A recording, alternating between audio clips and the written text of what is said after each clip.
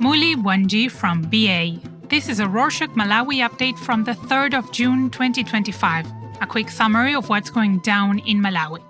Back in April, we reported that the Ministry of Health said it had registered some cases of Mpox in Lilongwe in the central region and that they had everything under control. However, articles from Tuesday the 3rd said that the ministry confirmed new cases within the district, bringing the total number of confirmed cases to 15. According to local news, Malawi is one of 16 countries with Mpox outbreaks and a shortage of vaccines. The Public Health Institute said that the disease was mainly affecting immune-compromised people aged between 17 and 41, but that they are still carrying out investigations to find out the cause of the infections. In our last episode, we also mentioned that there was a nationwide sugar shortage worsened by illegal sugar exports, which had led to sugar prices doubling on local markets. On Wednesday the 28th, the Ministry of Trade and Industry refused to give Ilovo Sugar Malawi, the country's biggest sugar manufacturer, an export permit so that the company could focus on supplying sugar locally. The ministry, Ilovo, and security agencies are also working together to arrest traders who are exporting sugar illegally. Local news revealed that although local sugar aisles in stores are empty, neighboring countries like Zambia have the commodity in their stores. Locals and bodies like the Center for Democracy and Economic Development Initiatives said the sugar shortage is man-made and accused the government of lacking serious border control. In more updates, Michael Lucy, the country's vice president, officially registered his Odia Zake Alibe Mulandu party. Recall that we reported that Uzi held a rally for the party before registering it with the Registrar of Political Parties. On Sunday the 1st, Happy Kondowe, the party's Secretary General, said they registered the party on Friday the 30th and revealed that they now have a constitution that is certified by the National Planning Commission. He said they will start their nomination process on Tuesday the 10th and urged locals wishing to represent the party in the parliament and local government to prepare for the elections. These developments mean the party will be contesting in the upcoming September general elections. Speaking of elections, the opposing United Transformation Movement, or UTM, party started conducting its primary elections on Sunday the 1st and will finish them on Thursday the 5th. Felix Njawala, the UTM publicity secretary, said they will host the primaries in 61 of 229 constituencies because that's where they have more than one candidate wanting to contest in the September elections. He said they will endorse candidates who have no opponents. The UTM conducted primaries in districts like Chitipa in the northern region and will be hosting the same in other districts, including Mzuzu and Mzimba in the northern region, Lilongwe in the central region, and Zomba in the southern region. On that note about the UTM, it might form an electoral alliance with the Alliance for Democracy Party. On Tuesday the 3rd, both parties told local media that their current discussions are about strategy and choosing possible leaders ahead of the elections. However, they said there is a lot they still need to discuss and that they will only have the full details after the 20th of June. Until then, they are keeping their discussions under wraps. Even though there are a lot of primary elections happening across the country, there is one set for Saturday the 7th at Nsanje in the southern region that has a lot of people on the edge of their seats. Walter Nyamelandu, a senior sports administrator and former president of the Football Association of Malawi, will be going against Dalitso Kabambe, the UTM president and former Reserve Bank governor. Local news said this election has drawn nationwide interest because of the popularity of both figures, who most people love and respect.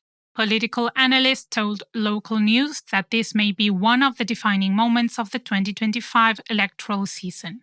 Talking about opposition parties, the Democratic Progressive Party, or DPP, might lose public trust following the arrest of Jappie Mhango, the vice president of the DPP of the Northern Region, on Monday the 2nd. Local news said the Anti-Corruption Bureau, or ACB, arrested Mhango on allegations that he abused his office between 2016 and 2017 when he served as a Minister of Transport and Public Works under the DPP administration. According to an ACB statement, Mhango authorized the sale of government houses belonging to his ministry at undervalued prices, resulting in the government losing money. One of the properties was sold to his close relative. In other news, the Malawi Investment and Trade Center, or MITC, bagged a $5 billion investment deal from China that will go towards the development of Chipoka in Salima district in the central region, turning it into a Chinese-style model city, making it a hub for industrial growth, trade, and bilateral cooperation, according to local news. Kruger P. Lee, the Director General of MITC, signed the Special Economic Zone Agreement during the Xidian International Stock Exchange Forum in China after pitching to an audience of over 300 prominent Chinese business leaders. The government has partnered with the Royal Norwegian Embassy and the Alliance for a Green Revolution in Africa and launched the Malawi Agricultural Cluster Initiative, or MASI, which they say will revolutionize Malawi's agricultural sector.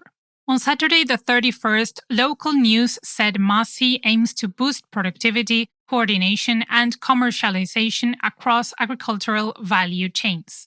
Pearson Soko, the Director of Extension Services in the Ministry of Agriculture, said MASI will address challenges that have limited Malawi's agricultural potential, such as low productivity and low private sector investment. He said MASI will first target underinvested produce like soybeans and groundnuts.